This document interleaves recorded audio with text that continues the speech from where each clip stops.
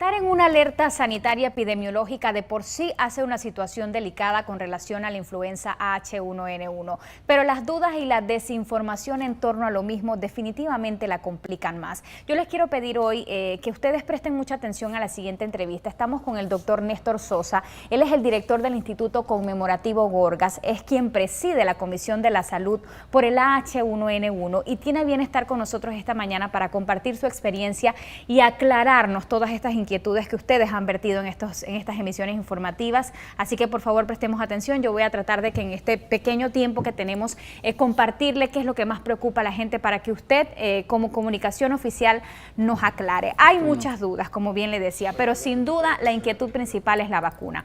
El presidente de la República hizo extensiva la vacunación a toda la población cuando ustedes como especialistas decían que eran 4 grupos prioritarios. Esa comunicación en 2 vías ha formado evidentemente un caos, doctor. Hay filas, hay aglomeración de gente, hay gente molesta, hay gente que dice que ustedes están discriminando a los demás que no quieren vacunar. Por favor, aclaremos este punto. Sí, bueno, Panamá para todos los años compra un número de vacunas X. En este año se ordenaron cerca de 1 millón de vacunas, que representa más o menos 1/4 de la población. Nunca los panameños asisten a vacunarse en esta cantidad, exactamente. En esta situación donde han aumentado los casos severos de influenza, pues ha habido efectivamente el llamado a la vacunación y la verdad es que por un lado el público ha respondido muy bien. Se han vacunado en casi 7 semanas las 950.000 personas, ya queda muy poca vacuna porque la gente se ha ido a vacunar.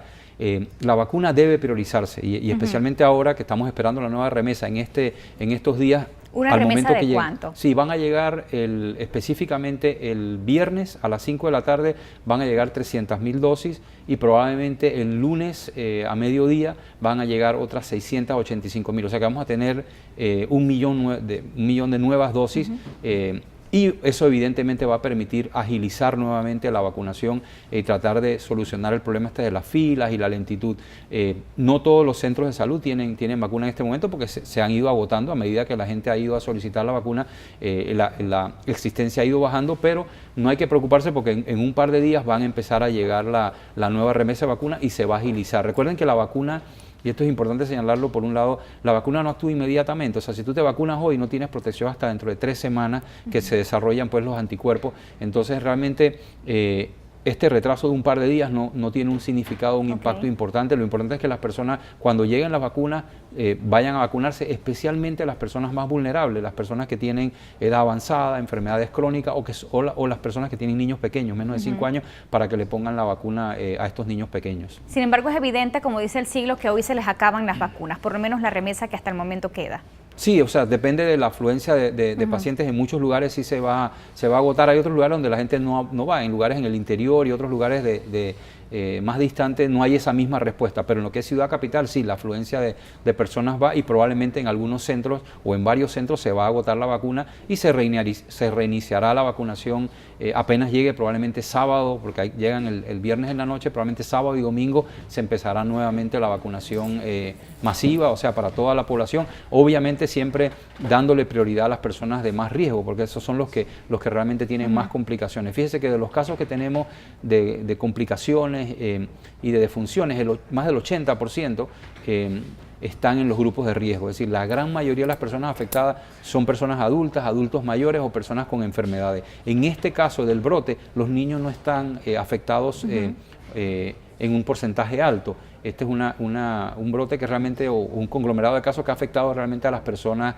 de mayor edad y las personas con enfermedades crónicas en su mayoría. Ahora, pero para tranquilidad de la población, no pasa nada si usted, que goza de una salud bastante regular, no se vacuna esta vez contra la influenza y de hecho evita ir a estos lugares en donde se está aglomerando la gente que pueden ser un foco de contagio, para que nos aclare esto. Sí, correcto. Primero que todo, la influenza se transmite de persona a persona, por cercanía. De hecho, la mayoría de los contagios ocurren en la misma casa de uno. ¿Es tan rápido? Sí, la transmisión es rápida y ocurre cuando a una persona le cae, digamos, saliva o secreción, cuando estás hablando, tosiendo y estás frente a una persona. Si esta persona tiene influenza, te puede contagiar de esa forma muy cercana. También cuando uno manipula objetos, el picaporte de la puerta o agarra un objeto con la mano y luego se toca la nariz o los ojos, se puede inocular la influenza. Entonces, la primera barrera de defensa no es la vacuna, es realmente el lavado de manos, digamos, lavarse las manos con frecuencia. Se recomienda, por ejemplo, más de 5 o 6 veces en el día lavarse las manos. Si uno llega al trabajo y saludas a tus compañeros, bueno, tienes que lavarte las manos al ratito. Es más, se recomienda el saludo con codo o el saludo oriental con una inclinación de la cabeza en este momento que hay transmisión de virus respiratorio. Lo otro importante es, si uno está enfermo, y esto es crucial, todas las personas que tengan un cuadro respiratorio, que no vayan a trabajar, que no vayan a la escuela, eso es lo que limita la diseminación, porque incluso si la gente dice, bueno, vamos a cerrar las escuelas, pero van a cerrar el metro, se van a cerrar los buses, se van a cerrar los trabajos, los bancos, los hospitales, no, o sea, ¿tiene no se puede mayor efecto paralizar. que las clases se suspendan por estos días? No, mire, nosotros hemos revisado la evidencia y esto se ha consultado con OPS, con el Centro de Control de Enfermedades de Atlanta. Desafortunadamente, la medida de cerrar las escuelas así indiscriminadamente o digamos por la histeria que hay, no tiene ningún efecto positivo. Por un lado, porque los niños, primero, que no van a la escuela, se concentran en la cancha de básquetbol, de fútbol, van ¿cómo se llama?, al centro comercial, se van al cine, van a ver el juego de la Eurocopa, o sea que sigue habiendo contagio, incluso contagian a su familia, porque entonces están todo el día con el abuelito en la casa. Entonces, no hay un efecto realmente científicamente probado, especialmente en esta situación. Este es un virus que lleva circulando ya desde el 2009, o sea, tenemos casi 7 años de circulación de este virus en el mundo, no es un virus nuevo, tenemos tratamiento, existe el oseltamivir que se usa para personas cuando están muy enfermas o le da fuerte, se le da el oseltamivir para combatir los efectos. Además de eso hay una vacuna, la vacuna se está aplicando, se ha vacunado ya casi 1 millón de personas en Panamá y se va a vacunar otro 1 millón de personas casi que inmediatamente, sí, y eso debe tener un impacto rápido en parar la temporada. Y esto pasa todos los años, no con esta severidad, este conglomerado de casos, pero todos los años nosotros tenemos un aumento del número de casos de influenza. En Estados Unidos, por ejemplo, anualmente fallecen entre 3.000 y 50.000 personas por influenza. 3.000 a 50.000 norteamericanos fallecen todos los años por la influenza esta que da en el invierno. Cuando llegan las nieves y el frío, muchas personas se enferman y fallecen. Casi todos los que fallecen son niños muy pequeños que no tienen las defensas o personas muy mayores con enfermedades del corazón, de los pulmones o del riñón. Doctor, pero nos han llamado a nosotros como medio de comunicación exagerados, que estamos agrandando la situación. ¿Es normal que una gripe te mate?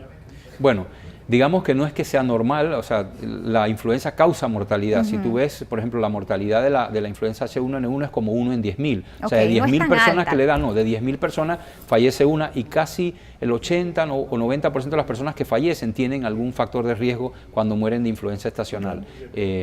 Pero no es una cosa tan alta, claro, cuando uno en un país pequeño ve que hay 18, 19 fallecidos, pues obviamente eso causa una preocupación. Es más, un fallecido es una preocupación, una catástrofe para la familia, pero lo importante es tratar de mantener la calma, acordarse lo que hay que hacer. O sea, el estar con la histeria no es lo importante. Lo primero son las medidas de prevención.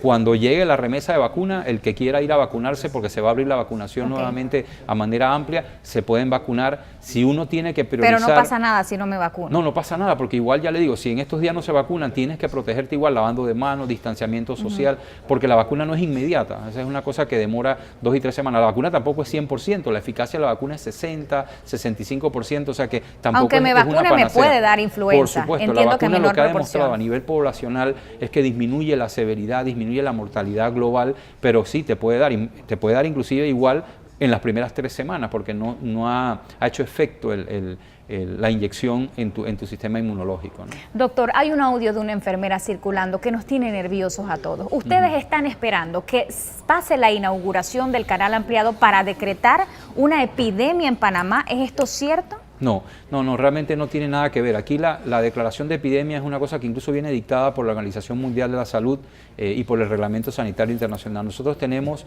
un registro semanal de los casos de neumonía, de bronconeumonía y de infección respiratoria aguda severa. Eso se grafica, se hace una gráfica. Esa gráfica tiene un nivel, que es el nivel de tranquilidad, donde no hay brote, no hay nada, un nivel de alerta y un nivel de epidemia. ¿En qué momento estamos ahorita? Nosotros estamos ya por encima del nivel de alerta, pero no hemos llegado al nivel de epidemia. Tan pronto la suma de casos llegue a eso, si es que se llega, se declara la epidemia. Eso es algo que nosotros no podemos evitar o predecir. Si va a ocurrir, ocurre y se notifica la epidemia. La epidemia tiene consecuencias muy importantes. Primero, cuando uno declara epidemia, por poner un ejemplo, hay ciertas pólizas de seguros que ya no te cubren la visita al hospital. O sea que uno tiene que ir a lo loco a declarar una epidemia por llamar la atención. En segundo lugar, una epidemia cuando uno declara una epidemia en un país, tiene repercusiones internacionales, el turismo cae, no la inauguración, todas las actividades comerciales sufren un efecto negativo, entonces eso es una decisión muy seria que se hace con cálculos estadísticos exactos, con el registro del número de casos cuando superan ese umbral. O sea, no es una decisión ni del ministro, ni del presidente, ni del viceministro, esto es una cosa que se va graficando y son los técnicos los que lo hacen, y nosotros tenemos en nuestro equipo ayuda de la gente del Centro de Control de Enfermedades de Atlanta y de la Organización Panamericana de la Salud, que están continuamente en nuestras reuniones y nos aconsejan y nos dan guía y han capacitado al personal de salud. Recuerden que Panamá tiene un sistema de salud pública en cuanto a respuesta a epidemias muy robusto y con mucha experiencia. Nosotros hemos enfrentado cólera en el año 91, enfrentamos la KPC, malaria, enfrentamos el antivirus, enfrentamos el H1N1 en el 2009, este mismo virus ya lo enfrentamos y se controló en el 2009. Cuando se declaró una pandemia por Exacto, en entonces 2009. Hay una serie de personas técnicas que son expertas, tenemos un plan de preparación de pandemia, o sea, esto no es una cosa improvisada, eso está ya programado, cada sistema sabe lo que hacer, cómo registrar los casos, cómo analizarlo, cada centro de salud tiene un epidemiólogo que reporta a nivel central y eso se tabula y se analiza, o sea, esto no es una cosa realmente improvisada, es más, se sigue el plan de respuesta a brotes o a pandemias o epidemias o conglomerado de casos de influenza. Para hacerlo traducible a la población, con respecto a la cantidad de habitantes que tiene Panamá, más o menos cuántos casos tendrían que haber para que se declarase entonces una epidemia. Eso depende del momento, porque esta curva no es una línea horizontal, la curva nosotros sabemos que va a subir y luego baja, más o menos esa curva demora 12 semanas. Si por ejemplo en una semana específica se supera, voy a usar un ejemplo de 6.000 casos por 100.000 habitantes, se declara epidemia. Si los casos están por debajo de 6.000 por 100.000 habitantes, todavía no es epidemia, es zona de alerta, y si baja mucho más es zona de confort. Nosotros estamos precisamente en las últimas 2 semanas, estamos en zona de alerta por estos casos que se han visto, por los fallecimientos y por la severidad, por las infecciones respiratorias agudas severas que han aumentado en los hospitales. Ahora mismo hay aproximadamente 390 y tantos, casi 400 pacientes hospitalizados en todo el país con este diagnóstico de infección respiratoria aguda severa o aguda grave. Algunos de esos son por influenza H1N1, también hay otras bacterias, neumococo, hemófilus influenza, otros virus, hay virus sincitial respiratorio que, digamos, contribuyen a ese número de 400 hospitalizados. Entonces, eso se vigila, cuando eso sube por debajo del umbral específico que es determinado internacionalmente para la tasa, para el país de Panamá, cuando se supera ese número, entonces se declara la epidemia y eso puede ocurrir en una semana, como que puede que no ocurra, puede que toda la temporada nos mantengamos por debajo. Nosotros estamos optimistas porque se ha hecho una vacunación esa larga fila, es bueno y es malo. Es bueno porque te dice, primero, que el panameño se ha movilizado a vacunarse como nunca. Nunca se ponen 900.000 dosis en un año. En Panamá todos los años se compran 1 millón de dosis y sobran 400.000, 300.000 porque la gente no se vacuna. Este año ha habido una buena respuesta. También hay que felicitar al personal de salud, a las enfermeras, no necesariamente a nosotros al nivel, sino a la gente ejecutiva que han tenido la capacidad y el esfuerzo de vacunar a todas esas personas en tan poco tiempo. Las enfermeras, las auxiliares de enfermería están trabajando sábados y domingos para vacunar a la gente. Incluso han tenido que tolerar la agresividad. La gente le ha pegado a las enfermeras por la desesperación. Eso, la gente tiene que ser madura. Esto no es una cosa que está fuera de control. Es decir, hay casos, hay fallecimientos, hay casos severos, pero hay que actuar de una manera ordenada. Y lo más importante realmente es tomar las medidas de prevención. Uno, si está enfermo, quedarse en casa, lavarse las manos y cuando llegue la remesa de vacuna, el que quiera, vaya a vacunarse, especialmente si uno tiene en su casa un abuelito, una persona que ya sabe que sufre el corazón, hombre, llévelo a vacunar. Otra cosa, la vacuna que se usa aquí es una vacuna segura. Primero, se sintetiza en uno de los laboratorios más importantes de Corea, de Francia. Segundo, es la misma que recomienda la Organización Mundial de la Salud. De hecho, esa vacuna no la hace Panamá ni la hace un proveedor. ¿Puede darte fiebre o un gripe después de la vacuna? La vacuna, cuando uno se la aplica, primero el dolorcito es una cosa mínima, y ojalá que los niños no me estén escuchando, duele un poquito la inyección. Yo como trabajador de la salud me la tuve que poner, yo no estoy en un grupo de riesgo tradicional, sino por ser trabajador de la salud nos las tenemos que poner, y sí produce un poquito de dolor, quizás al día siguiente uno siente el brazo un poquito adolorido, pero aparte de eso, esas son las cosas comunes, no hay otros efectos adversos fiebre, importantes. Por ejemplo, a raíz de la... Puede haber un poquito de fiebre, no es muy común, pero puede haber un poquito de fiebre, 37,5, 38 al día siguiente, pero nada realmente extraordinario en la mayoría de la gente. Hay personas que, uno en 1 millón que le da una reacción alérgica, como uno es alérgico a la aspirina, uno es alérgico a la comida, te puede dar una reacción alérgica, pero ocurre tan infrecuentemente que el beneficio que te da la vacuna supera ese riesgo mínimo de 1 en 100.000, 1 en 1.000.000, y por eso se recomienda. La gente que está diseminando en las redes sociales que produce esto, que produce lo otro, realmente no es responsable, porque nosotros estamos viendo la evidencia científica, la OMS, que son expertos mundiales, están viendo la evidencia científica y no se ha encontrado una razón para no usar la vacuna, ¿no? Doctor, en esa usted situación. acaba de exaltar al personal médico que está haciendo una tarea maratónica para vacunar a esta afluencia de personas preocupados por la influenza H1N1, pero hoy las críticas le llueven al exministro de Salud, Javier Terrientes, por abandonar la cartera en medio de una alerta por el virus H1N1. ¿Les va a afectar a ustedes como grupo, como equipo médico, que el ministro ya no esté?